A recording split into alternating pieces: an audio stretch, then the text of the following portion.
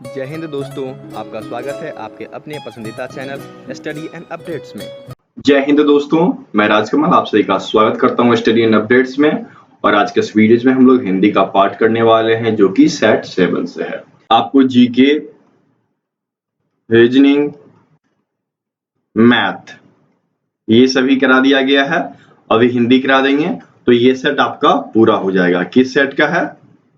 Set 7 का है, ठीक है। और मैं आपको बता दूं कि सेट 7 का जो है मॉक टेस्ट लिंक जो आपने पढ़ा है उसका टेस्ट आप लोग दे सकते हैं। वो मॉक टेस्ट लिंक आपके डिस्क्रिप्शन बॉक्स में दिया गया है, उससे आप जाकर टेस्ट दे सकते हैं जो कि बिल्कुल निःशुल्क है।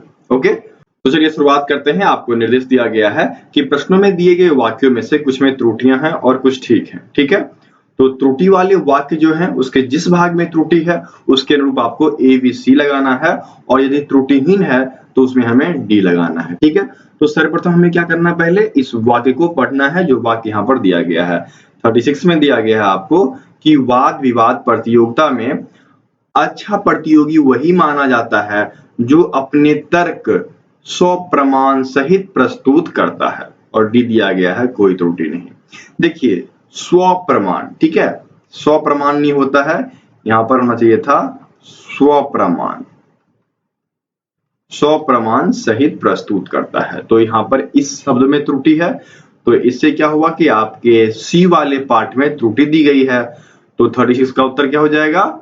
सी हो जाएगा, ठीक है।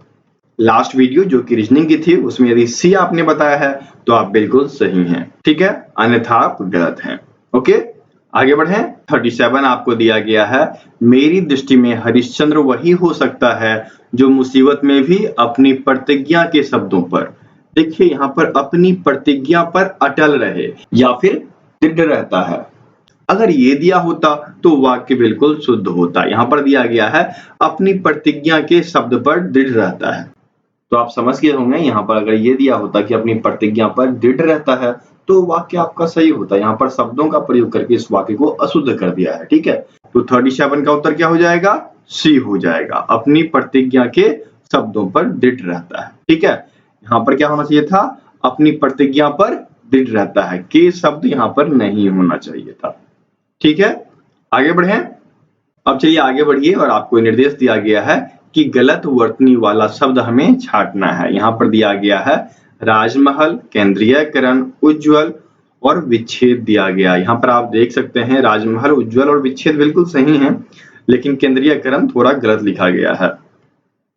केंद्रीयकरण कैसे होगा? क ए का उपरांश हुआ, ठीक है, द्वियकरण, ये इस प्रकार से लिखा जाता है, ठीक है। तो ये आपका गलत हो गया, तो 38 का उत्तर बी हो जाएगा। ओके, चलिए आगे बढ़े। 39 देखिए आपको दिया गया है, निरोग, अधोगति, अत्युक्ति। यहाँ पर अत्युक्ति होता है, अत्युक्ति नहीं होता है, और कविंद्र बिल्कुल सही है। तो यहाँ पर क्या होगा बताइए? अत्युक्ति, अत्युक्ति, ठीक है। तो ये आपका गलत हो गया, तो 39 का सी उत्तर हो जाएगा, ठीक है। चलिए अब आगे बढ़ते हैं। यहाँ पर दिया गया है कि हमें रिक्त स्थानों की पूर्ति करना है, तो कैसे करेंगे? देखिए यहाँ पर 4 ऑप्शन दिए गए हैं, इसमें से एक सटीक ऑप्शन आपको इसमें डालना है, ठीक है। यहाँ पर दिया गया है कि क्रौंच युग में से एक का वध देखकर आदि कवि का हृदय दुख से भावभोर हो गया या फिर फट गया। ये चीज का हम प्रयोग कर सकते हैं, ठीक है।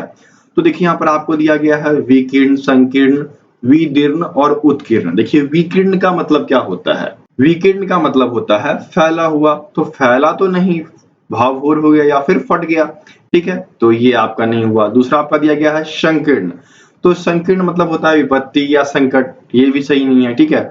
नेक्स्ट आपका दिया गया है विदीर्ण, विदीर्ण का मतलब होता है फट जाना, अंतर्भाव से फट जाना। तो यहाँ पर जो दुख देखा कवि ने, ठीक है, तो उससे कवि का हृदय क्या हुआ? फट गया। तो क्या हो जाएगा? यहाँ पर विदीर्ण हो जाएगा, ठीक है। तो 40 का उत्तर सी हो गया। और उत्कीर्ण का मतलब क्या होता है? उत्कीर्ण का मतलब होगा लिखा हुआ या फिर छिदा हुआ, ठीक है। आगे बढ़े, चलिए 41 दिया गया है, मैं आज बैंक से 500 रुपये का डैश किया। आहरण, अपहरण, निर्मोचन, अनावरण। अनावरण नई चीजों का होता है, अपहरण पैसों का नहीं करते हैं, कोई मनुष्यों का होता है, ठीक है। और यहाँ पर ए में दिया गया है आहरण। ठीक है, आहरण मतलब होता है लेन देन की प्रक्रिया। यहाँ पर पैसों की लेन देन की गई है, लेन देन की प्रक्रिया को आहरण कहा जाता है। ठीक है, तो 41 का उत्तर ए हो जाएगा। ओके, आगे बढ़े। 42 देखिए, यहाँ पर विसर्ग संधि दी गई है और यहाँ पर दिया गया है निरीक्षण। तो निरीक्षण निह जोड़ इक्षण बराबर निरीक्षण हो जाएगा। ठीक है, और यहाँ पर दीर्घ ई होगा, इस बात का आपको ख्याल रखना है। तो निह जोड़ इक्षण यहाँ पर आपके ए में दिया गया है, तो 42 का ए उत्तर हो जाएगा। आगे बढ़े। चलिए, अब आपको निर्देश दिया जा रहा है कि मुहावरों के अर्थ बताने हैं। यहाँ पर आपको मुहावरा दिया गया है पांव भारी होना। तो पांव भारी होना यह मुहावरा अधिकतर स्त्रियों के लिए प्रयोग में लाया जाता है जब स्त्रियां गर्भवती होती हैं। ठीक है, कि उनका पांव भारी हो गया, अब वो ये कार्य नहीं कर सकती हैं। तो उत्तर क्या हो जाएगा? 43 का उत्तर आपका बी हो जाएगा, गर्भवती होना। ठीक है, आगे बढ़े।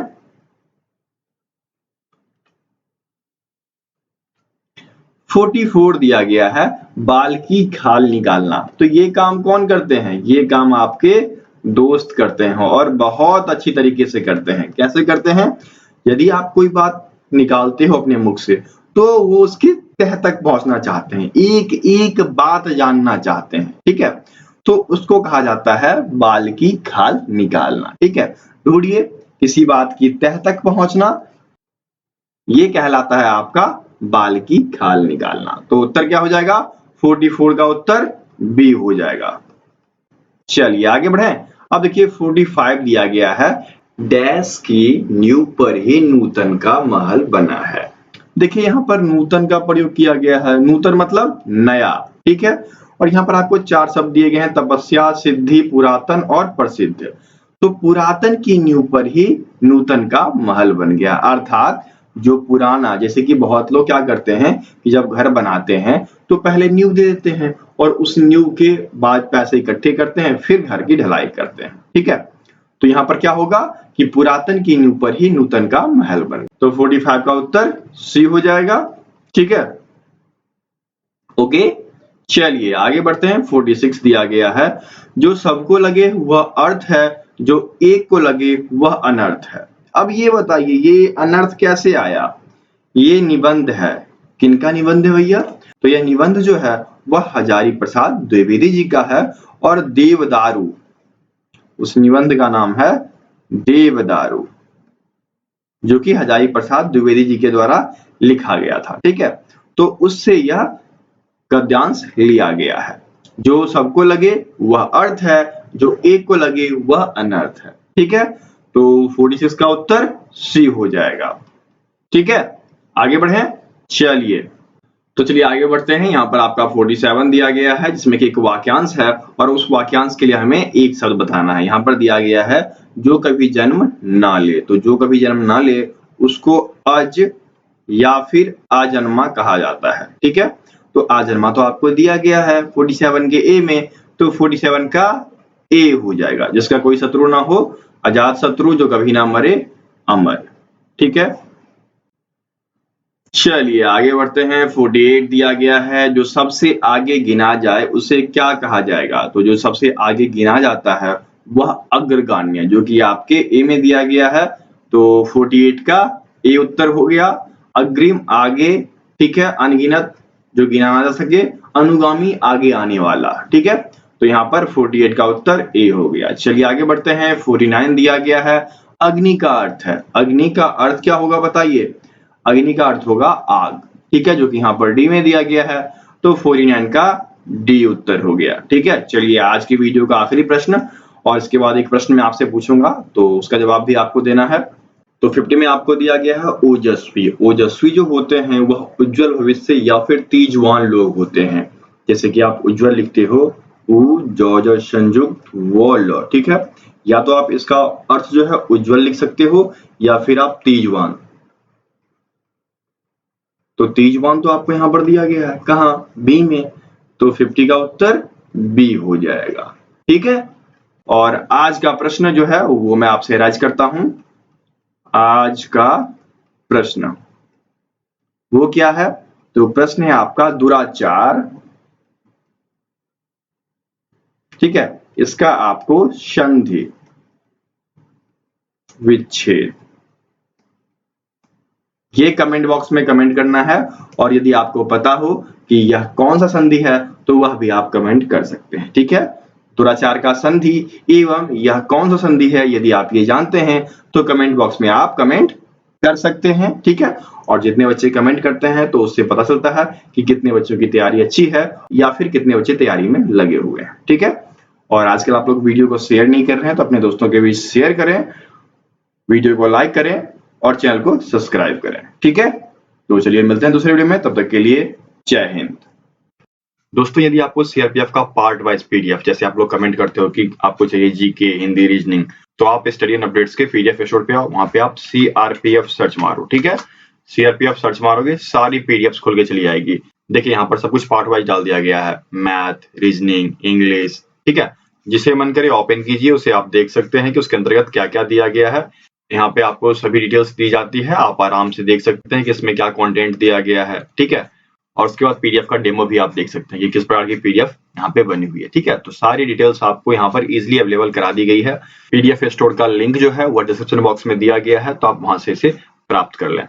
आपको जो भी डाउनलोड करना है आप यहाँ से डाउनलोड कर सकते हैं। ठीक है, जो चार्जेस है वो चार्जेस आप पे करेंगे, और याद रखें ईमेल आईडी जो यूज करें वह सही दें, ताकि जब पीडीएफ आप बाय करोगे तो उसका लिंक जो है आपके जीमेल पे चला जाता है और फिर आप वहां से पीडीएफ डाउनलोड कर पाते हो। तो ईमेल आईडी करेक्टली डालें। ठीक है, और जैसे कि प्रैक्टिस सेट हो गए वो भी आपके डले पड़े हैं। ठीक है, हर एक चीज हिंदी इंग्लिश लैंग्वेज में डले पड़े हैं। यदि आपको मैट्रिक्स चाहिए तो मैट्रिक्स रहा। ठीक है, ये आपका रीजनिंग रहा हिंदी में, तो सभी चीजें यहाँ पर डाल दी गई है। जो आपको चाहिए आप आओ, आराम से पीडीएफ डाउनलोड करो। ठीक है।